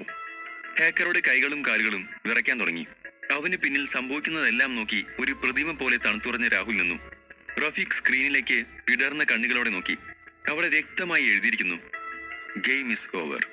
അതേസമയം വിശാലിനെ കുറിച്ചോ നീരവനെ കുറിച്ചോ എന്തെങ്കിലും വിവരം ലഭിക്കുമെന്ന പ്രതീക്ഷയിൽ ആര്യൻ തന്റെ റിസോർട്ടിൽ വൈകിയോടെ വിളിയും കാത്തിരിക്കുകയായിരുന്നു. അപ്പോഴാണ് ആര്യന്റെ ഫോൺ റിംഗ് ചെയ്തത്. അവൻ വേഗം അതെടുത്തു. പക്ഷേ മറുവശത്ത് വിശ്വനാഥൻ അങ്കിളായിരുന്നു. ആര്യൻ ഫോൺ എടുത്ത ഉടൻ വിശ്വനാഥൻ അവനോട് ചോദിച്ചു, ആര്യൻ, ആ അധോലോക ഡോൺ റഫീഖുമായി നിനക്ക് എന്തെങ്കിലും പ്രശ്നമുണ്ടോ? ആര്യൻ അത് കേട്ട് ചോദിച്ചു, അതെന്താ അങ്കിൾ അങ്ങനെ ചോദിച്ചത്? വിശ്വനാഥൻ പറഞ്ഞു, ആദ്യം എന്റെ ചോദ്യത്തിന് ഉത്തരം പറ. ആ ആയുധ ഫാക്ടറി നടത്തുന്ന റഫീഖുമായി നിനക്ക് എന്ത് പ്രശ്നമാണുള്ളത്? ആര്യൻ പറഞ്ഞു, അതൊരു നീണ്ട കഥയാണെങ്കിൽ ഞാൻ എല്ലാം വിശദീകരിക്കാം. പക്ഷേ ആദ്യം എന്താണ് സംഭവിച്ചതെന്ന് പറയൂ. അയാൾ പറഞ്ഞു, നിന്റെ സിറ്റി ബാങ്ക് അക്കൗണ്ട് ആരോ ഹാക്ക് ചെയ്യാൻ ശ്രമിച്ചു. എന്നാൽ സിറ്റി ബാങ്കിന്റെ സെക്യൂരിറ്റി സിസ്റ്റം വളരെ ആക്റ്റീവ് ആയിരുന്നതിനാൽ വലിയൊരു ദുരന്തം ഒഴിവായി. ബാങ്കിന്റെ സുരക്ഷാ വിദഗ്ധർ ഹാക്കറെ തിരിച്ചറിഞ്ഞിട്ടുണ്ട്. റഫീഖിന്റെ വില്ലയിലാണ് അയാളുടെ ലൊക്കേഷൻ കാണിക്കുന്നത്. അതായത് ആ ഹാക്കർ റഫീഖിന് വേണ്ടി പ്രവർത്തിക്കുന്ന ആളാണ്. റഫീഖിനെ പോലുള്ളൊരു മാഫിയയുമായി നിനക്ക് എങ്ങനെ പ്രശ്നമുണ്ടായി എന്നതാണ് എന്നെ അത്ഭുതപ്പെടുത്തുന്നത്. ദേഷ്യത്തിൽ പല്ല് കടിച്ചുകൊണ്ട് ആര്യൻ പറഞ്ഞു, എന്റെ ബാങ്ക് അക്കൗണ്ട് ഹാക്ക് ചെയ്യാൻ ആ റഫീഖിന് ധൈര്യമുണ്ടായല്ലേ? അവൻ ആരുമായാണ് യുദ്ധത്തിനിറങ്ങിയതെന്ന് അയാൾക്കറിയില്ല. ഞാൻ ഇതുവരെ മിണ്ടാതിരുന്നു. പക്ഷെ ഇനി അവൻ ചെയ്ത കാര്യങ്ങൾ അവന് തന്നെ തിരിച്ചടിയാവും. അപ്പോൾ വിശ്വനാഥൻ ആര്യനോട് പറഞ്ഞു, ആര്യൻ, നീ ഇപ്പൊ ഞാൻ പറയുന്നത് കേക്ക്. അധികാരത്തിന്റെയും പണത്തിന്റെയും കാര്യത്തിൽ റഫീഖിന് നിന്നെ ഒന്നും ചെയ്യാൻ സാധിക്കില്ല എന്ന് ഞാൻ സമ്മതിക്കുന്നു. എന്നാൽ ഒരു കാര്യം മറക്കരുത്, അവൻ ഇപ്പോഴും ഒരു മാഫിയ ഡോണാണ്. പ്രതികാരം ചെയ്യാൻ അവൻ ഏത് തലത്തിലേക്കും പോകും. ജീവൻ എടുക്കുന്നത് അവൻ കുട്ടിക്കളി പോലെയാണ്. റഫീഖിനെ കുറിച്ച് നിങ്ങളുടെ കുടുംബത്തെ അറിയിക്കണമെന്നാണ് ഞാൻ ഇപ്പോൾ വിചാരിക്കുന്നത്. അവന്റെ ഉദ്ദേശം അവർ അറിഞ്ഞു കഴിഞ്ഞാൽ റഫീഖിനെ ഒഴിവാക്കുന്നത് വിരൽ ഞൊടിക്കുന്നത് പോലെ എളുപ്പമായിരിക്കും. ആര്യൻ പെട്ടെന്ന് പറഞ്ഞു. അത് വേണ്ടെങ്കിൽ അങ്ങനെ ആരെയും അറിയിക്കണ്ട.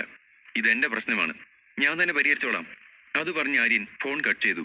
മറുവശത്ത് വിശ്വനാഥൻ പുഞ്ചിരിച്ചുകൊണ്ട് മന്ത്രിച്ചു. ഇവൻ ഒരുപാട് വളർന്നു. രജപുത്ര സാമ്രാജ്യം കൈകാര്യം ചെയ്യാൻ ഇവനെ പോലെ കഴിവുള്ള കൈകളാണ് ആവശ്യം. ഇത്രയും വലിയൊരു സാമ്രാജ്യം കൈകാര്യം ചെയ്യുമ്പോൾ ഭാവിയിൽ അവൻ ഇതിലും വലിയ വെല്ലുവിളികൾ നേരിടേണ്ടി വരും. എല്ലാ പ്രശ്നങ്ങളും സ്വന്തമായി പരിഹരിക്കാൻ അവൻ എത്രയും വേഗം പഠിക്കുന്നുവോ അത്രയും നല്ലത്. ആര്യന്റെ ആത്മവിശ്വാസം കണ്ട് അയാൾ വളരെ സന്തോഷിച്ചു. വർഷങ്ങളായി അദ്ദേഹം ആര്യന്റെ കുടുംബത്തിന്റെ വിശ്വസ്തനാണ്. ആര്യൻ സ്വതന്ത്രനും കഴിവുള്ളവനുമായി മാറുന്നത് ഉറപ്പാക്കേണ്ടത് അദ്ദേഹത്തിന്റെ ഉത്തരവാദിത്തമായിരുന്നു. അതുകൊണ്ട് തന്നെ ആര്യൻ സ്വന്തമായി പലതും കൈകാര്യം ചെയ്യുന്നത് കണ്ടപ്പോൾ അയാൾക്ക് അഭിമാനം തോന്നി. വിശ്വനാഥൻ ഫോൺ കട്ട് ചെയ്തതിനു ശേഷം ആര്യൻ വളരെ ആഴത്തിലുള്ള ചിന്തയിൽ മുഴുകി. നടന്ന കാര്യങ്ങൾ അവൻ ഓരോന്നായി ഓർത്തെടുത്തു. ഈ കുറച്ച് ദിവസം കൊണ്ട് പല സംഭവങ്ങളും നടന്നെങ്കിലും എല്ലാം പരസ്പരം ബന്ധപ്പെട്ടിരിക്കുന്നവയാണെന്ന് അവന് മനസ്സിലായി. നീരവനെ തട്ടിക്കൊണ്ടു പോവുക, താൻ അവനെ പിന്തുടരുക, ഞാനില്ലാത്ത സമയത്ത് റഫീഖ് റിസോർട്ട് കത്തിക്കുക, തുടർന്ന് വിശാൽ വഴി പണം തട്ടാൻ ശ്രമിക്കുകയും എന്റെ അക്കൗണ്ട് ഹാക്ക് ചെയ്യാൻ ശ്രമിക്കുകയും ചെയ്യുക. റഫീഖ് തനിക്കെതിരെ ഒന്നിനു പുറകെ ഒന്നായി ആക്രമണം അഴിച്ചുവിടുകയായിരുന്നു. അവൻ സമാധാനത്തോടെ ഇരിക്കുന്നില്ലെന്ന് ഉറപ്പാക്കാൻ ശ്രമിക്കുന്നത് പോലെ. ആര്യൻ ഈ ചിന്തകളിൽ മുഴുകിയപ്പോൾ അവന്റെ ഫോണിൽ ലക്ഷ്മിയുടെ കോൾ വന്നു. അത് കണ്ടപ്പോൾ ആര്യൻ ഒന്ന് ടെൻഷനായി. അവൻ ആദ്യം ചിന്തിച്ചത് ഇതായിരുന്നു: വിഷ്ണുവിന് ഒന്നും സംഭവിച്ചിട്ടുണ്ടാവരുതേ. എന്തായിരിക്കും ലക്ഷ്മിക്ക് പറയാനുള്ളത്? അധ്യായം 62. റഫീഖ് തന്റെ അക്കൗണ്ട് ഹാക്ക് ചെയ്യാൻ ശ്രമിച്ചുവെന്ന് വിശ്വനാഥൻ ആര്യനെ വിളിച്ച് അറിയിച്ചതോടെ ആര്യനാകെ ദേഷ്യത്തിലായി. ഈ സംഭവങ്ങൾക്കെല്ലാം പിന്നിൽ റഫീഖ് ആണെന്ന് അവന് നേരത്തെ തന്നെ മനസ്സിലായിരുന്നു. ലക്ഷ്മി അവനെ വിളിക്കുമ്പോൾ റഫീഖിനെ നേരിടാൻ ആര്യൻ തന്ത്രം മെനയുകയായിരുന്നു. ലക്ഷ്മിയുടെ കോൾ കണ്ടപ്പോൾ വിഷ്ണുവിന് എന്തെങ്കിലും സംഭവിച്ചിരിക്കുമോ എന്ന് ആര്യൻ ഭയന്നു. കോൾ എടുത്ത ഉടനെ അവൻ ആകാംക്ഷയോടെ ലക്ഷ്മിയോട് ചോദിച്ചു, വിഷ്ണുവിന് എങ്ങനെയുണ്ട്? സുഖായോ? ലക്ഷ്മി പറഞ്ഞു, അതെ സാർ, വിഷ്ണുവിന് കുഴപ്പമൊന്നുമില്ല. ആന്റണിക്കും നിസ്സാര പരിക്കുകൾ മാത്രമേ ഉള്ളൂ. വൈകുന്നേരത്തോടെ ആന്റണിയെ ഡിസ്ചാർജ് ചെയ്യും. എന്നാൽ വിഷ്ണുവിനെ കുറച്ച് ദിവസത്തേക്ക് നിരീക്ഷണത്തിൽ നിർത്തണമെന്നാണ് ഡോക്ടർമാർ പറഞ്ഞത്. എന്റെ അടുത്ത ജോലി എന്താണെന്ന് ചോദിക്കാനാണ് ഞാനിപ്പോൾ വിളിച്ചത്. തന്റെ അടുത്ത പ്ലാൻ നടപ്പിലാക്കാൻ ആര്യന് തന്റെ ടീം അംഗങ്ങളെ മുഴുവൻ ആവശ്യമായിരുന്നു. അവൻ ലക്ഷ്മിയോട് പറഞ്ഞു, തൽക്കാലം റിസോർട്ടിലേക്ക് തന്നെ തിരികെ വരൂ. അടുത്തതായി എന്ത് ചെയ്യണമെന്ന് ഇവിടെ എത്തിയിട്ട് പറയാം. ശരി സാർ എന്ന് പറഞ്ഞ് ലക്ഷ്മി ഫോൺ കട്ട് ചെയ്തു. അതേസമയം റഫീഖിന്റെ വില്ലയിൽ ഹാക്കർ ഒരു പ്രതിമ പോലെ തണുത്തുറഞ്ഞ നിലയിൽ ഇരിക്കുകയാണ്. അവൻ തന്റെ ലാപ്ടോപ്പ് സ്ക്രീനിൽ തന്നെ ഉറ്റുനോക്കിക്കൊണ്ടിരുന്നു. ബാങ്കിന്റെ സെക്യൂരിറ്റി സിസ്റ്റം അവനെ തിരിച്ചറിഞ്ഞെന്ന് അവന് മനസ്സിലായി. റഫീഖ് ആണെങ്കിൽ എന്താണ് ചെയ്യേണ്ടത് എന്നറിയാത്ത അവസ്ഥയിലായിരുന്നു. ആര്യൻ ആരാണെന്ന് അതിനകം തന്നെ റഫീഖ് അന്വേഷിച്ച് മനസ്സിലാക്കിയിരുന്നു. ആര്യൻ രജപുത്ര സാമ്രാജ്യത്തിന്റെ അവകാശിയായിരുന്നു. ആര്യന്റെ ബാങ്ക് അക്കൗണ്ടിൽ ശതകോടികൾ ഉണ്ടെന്നതും റഫീഖ് കണ്ടു. എത്രയൊക്കെ വിശ്വസിക്കേണ്ട എന്ന് വിചാരിച്ചാലും അതായിരുന്നു സത്യം. ബാങ്ക് ബാലൻസ് തന്നെ ഇത്രയുണ്ടെങ്കിൽ അവന്റെ മൊത്തം ആസ്തിയുടെ മൂല്യം എത്രയാണെന്ന് സങ്കല്പിക്കാൻ പോലും കഴിയില്ല. ആര്യനോട് പ്രതികാരം ചെയ്യണമെന്ന ചിന്തയൊക്കെ മാറി ഇപ്പോൾ റഫീഖിന്റെ മനസ്സ് പൂർണ്ണമായും തണുത്തിരുന്നു. ആര്യനോട് താൻ പ്രതികാരം ചെയ്യാൻ തീരുമാനിച്ചാൽ അർജുനെ നശിപ്പിച്ചതുപോലെ തന്നെയും അവൻ നശിപ്പിക്കുമെന്ന് അയാൾക്ക് ഉറപ്പായിരുന്നു. അർജുന്റെ കോടികൾ വിലമതിക്കുന്ന സ്വത്തുക്കളെല്ലാം പോയി. ഇപ്പോൾ അവൻ ജയിലിൽ കിടക്കുകയാണ്. തങ്ങൾ ഇത്ര കാലം കൊണ്ട് ഉണ്ടാക്കിയെടുത്തതെല്ലാം തകർന്നു വീഴുന്നത് കണ്ട് അർജുന്റെ അച്ഛൻ ആകെ നിരാശയിലാണ്. അയാളുടെ മനോനില ഏകദേശം തെറ്റിയ പോലെ ആയിട്ടുണ്ട്. അർജുനെ പോലെയോ അവന്റെ അച്ഛനെ പോലെയോ അവസാനിക്കാൻ റഫീഖ് ആഗ്രഹിച്ചില്ല. മനസ്സിലെ പ്രതികാരമെല്ലാം കളഞ്ഞ് ആര്യനുമായി കൈ കൊടുക്കുന്നതാണ് നല്ലത് എന്ന് അയാൾക്ക് തോന്നി. എന്നാലും ആര്യന്റെ റിസോർട്ട് കത്തിച്ചതും അതുപോലെ അവരുമായുള്ള ദീർഘകാലമായ ശത്രുതയെക്കുറിച്ചും ചിന്തിക്കുമ്പോൾ ആര്യൻ ഒരുപക്ഷെ അവന് മാപ്പ് കൊടുക്കില്ലായിരിക്കും. ഒരുപക്ഷെ ആര്യൻ അവനോട് സംസാരിക്കാൻ പോലും തയ്യാറാവില്ല. എന്നിട്ടല്ലേ കൈകുലുക്കാനും സുഹൃത്തുക്കളാകാനും സാധിക്കുന്നത്. ആര്യന്റെ ശത്രുത ഒഴിവാക്കാൻ വേണ്ടി അവന്റെ കാല് പിടിച്ചാൽ പോലും ഇപ്പോഴത്തെ സാഹചര്യത്തിൽ അതത്ര മോശം കാര്യമാകില്ലെന്ന് പോലും റഫീഖ് അപ്പോൾ ചിന്തിച്ചിരുന്നു. റഫീഖ് അങ്ങനെ ഓരോന്നാലോചിച്ചുകൊണ്ടിരിക്കുമ്പോൾ രാഹുൽ അവനോട് ചോദിച്ചു, റഫീഖ് ഭായ്, നമ്മൾ ഇനി എന്താണ് ചെയ്യാൻ പോകുന്നത്? റഫീഖ് തിരിഞ്ഞ് രാഹുലിനെ നോക്കി. അവന്റെ മനസ്സിലൂടെ ഒരു ചിന്ത കടന്നുപോയി. അവന്റെ കണ്ണുകൾ തിളങ്ങി. കഴിഞ്ഞ സംഭവങ്ങളെല്ലാം റഫീഖിന്റെ മനസ്സിൽ വീണ്ടും തെളിഞ്ഞു വന്നു. രാഹുൽ തന്നെ ഇതിലേക്കെല്ലാം വലിച്ചിഴച്ചില്ലായിരുന്നെങ്കിൽ റഫീഖിന് ആര്യനോട് ശത്രുത ഉണ്ടാകുമായിരുന്നില്ല. രാഹുൽ കാരണമാണ് താൻ ഈ കുഴപ്പത്തിലെല്ലാം കുടുങ്ങിയത്. രാഹുലിനെ ആര്യന്റെ കയ്യിൽ ഏൽപ്പിച്ചാൽ ആര്യന്റെ ദേഷ്യം മുഴുവൻ രാഹുലിനോട് തീർത്തോളും. ഒരുപക്ഷെ അങ്ങനെയെങ്കിൽ ആര്യൻ റഫീഖിനോട് ക്ഷമിക്കുക പോലും ചെയ്തേക്കാം. ഭാവിയിൽ ആര്യനുമായൊരു സൗഹൃദം ഉണ്ടാക്കാൻ റഫീഖിന് കഴിഞ്ഞാൽ അത് അവന്റെ ബിസിനസ്സിന് വലിയ നേട്ടമായിരിക്കും. റഫീഖ് തന്നെ തുറച്ചു നോക്കുന്ന രീതി കണ്ടപ്പോൾ രാഹുലിന് എന്തോ പന്തികേട് തോന്നി. അയാളത്ര നല്ലവനൊന്നും അല്ലെന്ന് രാഹുലിന് അറിയാമായിരുന്നു. തോൽക്കാതിരിക്കാൻ വേണ്ടി അയാൾ ഏതറ്റം വരെയും പോവാൻ സാധ്യതയുണ്ട്.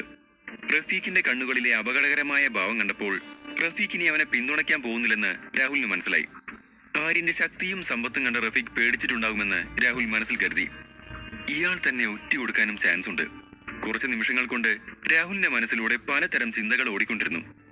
ഓരോ മിനിറ്റും ഇപ്പോൾ വളരെ വിലപ്പെട്ടതാണെന്ന് അവന് തോന്നി. എത്രയും വേഗം അവിടെ നിന്ന് രക്ഷപ്പെടാനുള്ള വഴി കണ്ടെത്തണമെന്ന് അവൻ ചിന്തിച്ചു. അവൻ റഫീഖിനോട് പറഞ്ഞു, റഫീഖ് ഭായ്, എനിക്ക് വയറ്റിലെന്തോ അസ്വസ്ഥത തോന്നുന്നു. ഞാനൊന്ന് ബാത്റൂമിൽ പോയി വരാം.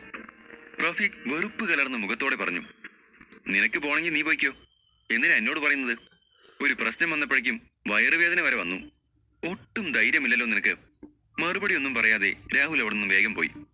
രാഹുൽ പോയതിനു ശേഷം റഫീഖ് തന്റെ ആളുകളെ വിളിച്ചു പറഞ്ഞു, അവന്റെ പിന്നാലെ ചെല്ല്, അവനെ നോക്കിക്കോ. 5 മിനിറ്റിനുള്ളിൽ ആ ആളുകൾ തിരികെ വന്ന് റഫീഖിനോട് പറഞ്ഞു, ബോസ്, ആ പയ്യൻ രക്ഷപ്പെട്ടു. അത് കേട്ടതും റഫീഖ് ദേഷ്യം കൊണ്ട് പൊട്ടിത്തെറിച്ചു. രക്ഷപ്പെട്ടെന്നോ? നിങ്ങളൊക്കെ ഇങ്ങനെ ഒന്നിനും കൊള്ളാത്തവരായി പോയല്ലോ. ഒരു ചെറിയ പയ്യനെ നോക്കാൻ പോലും നിങ്ങൾക്കാവില്ല അല്ലേ? അവൻ എങ്ങനെ രക്ഷപ്പെട്ടു?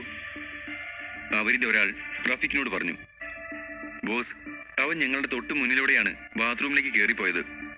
കുറച്ചു നേരം കഴിഞ്ഞിട്ടും അവൻ പുറത്തു വരാഞ്ഞപ്പോൾ ഞങ്ങൾ വാതിലിൽ മുട്ടി നോക്കി. പക്ഷെ ഒരു പ്രതികരണവും ഉണ്ടായില്ല. ഞങ്ങൾ വാതിൽ തകർത്തകത്തേക്ക് കയറിയപ്പോൾ അവനെ അവിടെ കണ്ടില്ല. ബാത്റൂം ജനൽ തകർത്ത് അവൻ ഞങ്ങൾ വരുമ്പോഴേക്കും അവിടെ നിന്ന് ചാടിയിരിക്കണം. അവൻ ഏതു വഴിയാണ് പോയതെന്ന് ഞങ്ങൾക്കറിയില്ല.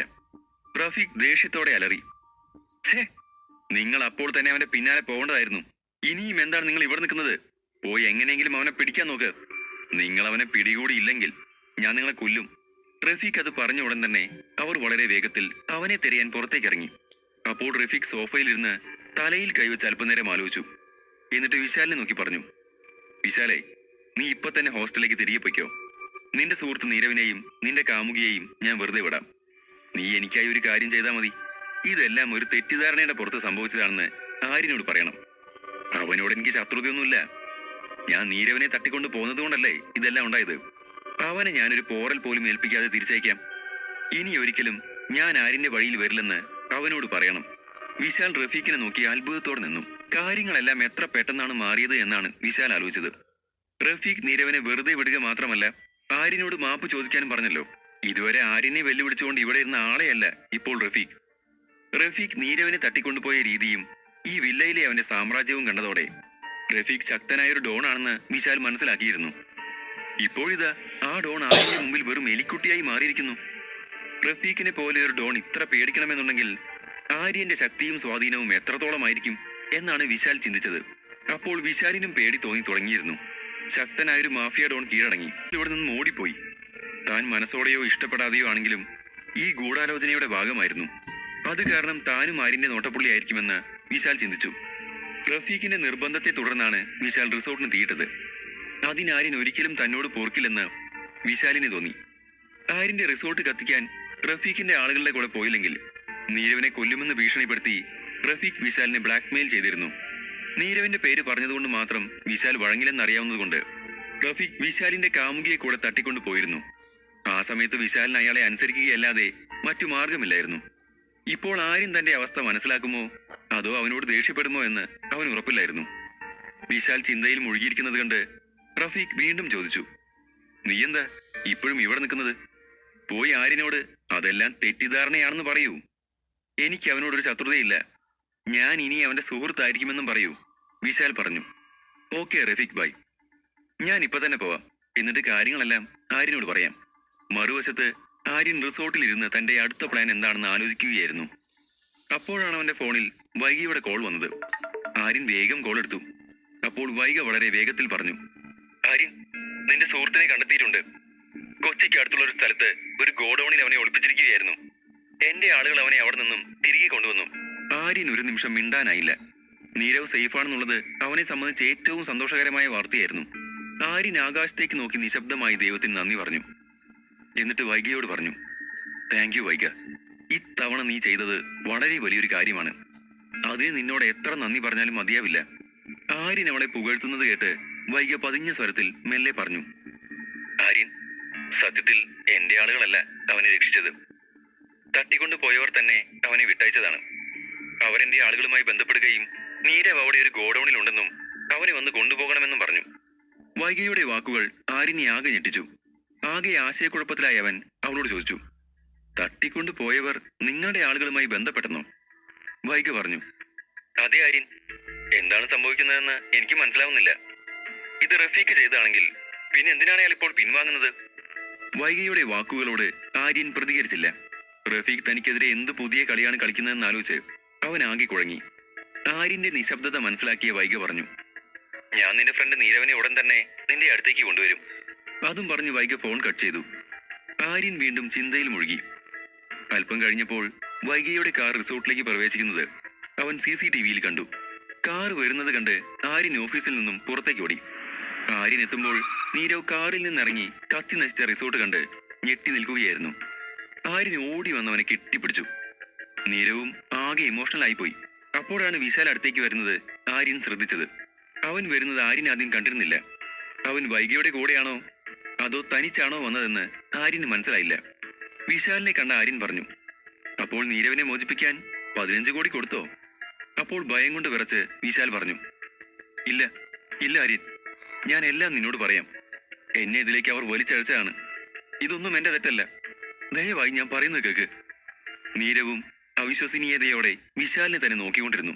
ആര്യൻ മുന്നോട്ട് നീങ്ങി വിശാലിന്റെ കോളറിൽ പിടിച്ച് ദേഷ്യത്തോടെ അലറി, അത് നിന്റെ തെറ്റല്ലെങ്കിൽ പിന്നെ ആരുടേതായിരുന്നു? 15 കോടിക്ക് വേണ്ടി ഈ വലിയ ഗെയിം കളിച്ചത് നീ തന്നെയാണെന്ന് എനിക്ക് ഉറപ്പാണ്. അപ്പോൾ വളരെ പേടിച്ച സ്വരത്തിൽ വിശാൽ പറഞ്ഞു, ഇല്ല ആര്യൻ, 15 കോടിക്ക് വേണ്ടിയല്ല ഞാനിത് ചെയ്തത്. റഫീഖ് ഭായ് എന്നെ നിർബന്ധിച്ച് ഇതെല്ലാം ചെയ്യിപ്പിച്ചതാണ്. നീരവിനെയും എന്റെ കാമുകിയെയും അവർ തട്ടിക്കൊണ്ടുപോയി. എനിക്ക് വേറെ വഴിയില്ലായിരുന്നു. എന്റെ കാമുകിയെ ബലാത്സംഗം ചെയ്ത് കൊന്ന് കത്തിച്ച് കളയുമെന്ന് അയാൾ എന്നെ ഭീഷണിപ്പെടുത്തി. നീരവിനെയും എന്റെ കാമുകിയെയും രക്ഷിക്കാൻ ഇതെല്ലാം അനുസരിക്കല്ലാതെ എനിക്ക് വേറെ വഴിയില്ലായിരുന്നു. ആര്യൻ എന്തെങ്കിലും പറയുന്നതിന് മുൻപ് നീരവ് ദേഷ്യത്തോടെ വിശാലിന്റെ കഴുത്തിൽ പിടിച്ചലറി, വെറുതെ നുണ പറയണ്ട. നിന്റെ ഉള്ളിൽ എന്താണെന്നൊക്കെ എനിക്കറിയാം. നീ എനിക്ക് വേണ്ടി ഒരിക്കലും ഇത് ചെയ്യില്ല. നിന്റെ കാമുകിയെ രക്ഷിക്കാൻ വേണ്ടി മാത്രമല്ലേ നീ ഈ റിസോർട്ടിനെ തീയിട്ടത്? വിശാൽ പേടിച്ചുകൊണ്ട് പറഞ്ഞു, അങ്ങനെയല്ല നീരവ്, നിങ്ങൾ രണ്ടുപേർക്കും വേണ്ടിയാണ് ഞാൻ ഈ ചെയ്തത്. എന്നാ നീ പറ, എന്റെ സ്ഥാനത്ത് നീയായിരുന്നെങ്കിൽ എന്ത് ചെയ്യുമായിരുന്നു? ഞാൻ റഫീഖ് പറയുന്നത് കേട്ടില്ലായിരുന്നെങ്കിൽ അവൻ നിങ്ങൾ രണ്ടുപേരെയും കൊല്ലുമായിരുന്നു. ഞാൻ വേറെ എന്ത് ചെയ്യാനാണ്? നീ എന്നെ മനസ്സിലാക്കണം. ഇതും പറഞ്ഞ് വിശാൽ പൊട്ടിക്കരയാൻ തുടങ്ങി. നീരവ് അവനെ ബലമായി തള്ളിമാറ്റി ദേഷ്യത്തോടെ പറഞ്ഞു, എടാ, നീ നിന്റെ കാമുകിക്ക് വേണ്ടി മാത്രമാണ് കോടികളുടെ റിസോർട്ടിനെ തീയിട്ടത്. അവളെ മാത്രം രക്ഷിക്കാൻ. അല്ലെങ്കിൽ നിനക്ക് നേരിട്ട് ആര്യന്റെ അടുത്ത് വന്ന് അവനോട് സംസാരിക്കാമായിരുന്നല്ലോ. വിശാൽ അപ്പോഴും കരഞ്ഞുകൊണ്ട് പറഞ്ഞു, എനിക്ക് പേടിയായിരുന്നു. ഞാൻ ചെയ്യുന്നത് ശരിയോ തെറ്റോ എന്നൊന്നും ഞാൻ ചിന്തിച്ചില്ല. നിങ്ങളുടെ രണ്ടുപേരുടെയും ജീവൻ രക്ഷിക്കുന്നതിൽ മാത്രമാണ് ഞാൻ ശ്രദ്ധിച്ചത്. നീരവ് അപ്പോഴും അതൊന്നും വിശ്വസിച്ചില്ല. നുണയൻ. അതും പറഞ്ഞ് നീരവ് അവനെ അടിക്കാൻ മുന്നോട്ടിറങ്ങിയെങ്കിലും ആര്യൻ അവനെ തടഞ്ഞുകൊണ്ട് പറഞ്ഞു, അത് പോട്ടെ, അവനെ വിട്ടേക്ക്. കഴിഞ്ഞു. നീരവ് ആര്യന്റെ നേരെ തിരിഞ്ഞ് അവനെ കെട്ടിപ്പിടിച്ചുകൊണ്ട് പറഞ്ഞു, നിനക്ക് സുഖാണോടാ? തീപിടുത്തത്തിൽ നിനക്കൊന്നും പറ്റിയില്ലല്ലോ അല്ലേ? നീരവിന്റെ പുറത്തു തട്ടി ആര്യൻ പറഞ്ഞു, നീ മരണത്തിന്റെ വക്കിൽ നിന്നാണ് തിരിച്ചെത്തിയത്. ഇപ്പോഴും എന്നെക്കുറിച്ച് ഓർത്താണോ നിന്റെ വിഷമം? എനിക്ക് സുഖമാണ്. ഇവിടെ ഒരു കുഴപ്പമില്ല. 2 പേർക്ക് മാത്രമേ പരിക്കേറ്റിട്ടുള്ളൂ. വിഷ്ണുവിനെ ഓർക്കുന്നുണ്ടോ നീ? നമ്മുടെ കമ്പ്യൂട്ടർ പ്രതിഭ. അവൻ അമിതമായി പുക ശ്വസിച്ച് ഇപ്പോൾ ഹോസ്പിറ്റലിലാണ്. പക്ഷെ ഇപ്പോൾ കുഴപ്പമൊന്നുമില്ല. നീരവ് ആശ്ചര്യപ്പെട്ട് ആര്യനോട് ചോദിച്ചു, വിഷ്ണു ഇവിടെ എന്ത് ചെയ്യായിരുന്നു? ആര്യൻ പറഞ്ഞു, അതൊക്കെ ഞാൻ പിന്നീട് പറയാം. ആദ്യം ഈ വിശാലിനെ എന്ത് ചെയ്യണമെന്ന് നമുക്ക് തീരുമാനിക്കാം. നീരവ് ദേഷ്യത്തോടെ ആര്യനോട് പറഞ്ഞു, എന്താണ് തീരുമാനിക്കേണ്ടത്? ഇവനെ പോലെയുള്ള ദ്രോഹികളെ ജീവനോടെ ചുട്ടു കൊല്ലണം. വിശാൽ നിലത്തിരുന്ന് മുഖം പൊത്തിക്കരഞ്ഞു. അപ്പോഴാണ് ലക്ഷ്മിയുടെ മനസ്സിൽ എന്തോ വന്നത്. അവൾ മുന്നോട്ട് വന്ന് വിശാലിന്റെ മുടിയിൽ പിടിച്ച് അവന്റെ വയറ്റിൽ ചവിട്ടിക്കൊണ്ട് പറഞ്ഞു, ഞാൻ രാജ്യദ്രോഹികളെ വെറുക്കുന്നു. ഞാൻ അവരെ വളരെയധികം വെറുക്കുന്നു. അവരെ കഷ്ണങ്ങളായി മുറിച്ചാലും മതിയാവില്ല. അതും പറഞ്ഞ് അവൾ തന്റെ വസ്ത്രത്തിന്റെ ഉള്ളിൽ നിന്നും ഒരു വലിയ കത്തി പുറത്തെടുത്തു. ലക്ഷ്മിയുടെ ക്രൂരമായ ഭാവം കണ്ട് എല്ലാവരും അമ്പരന്നു.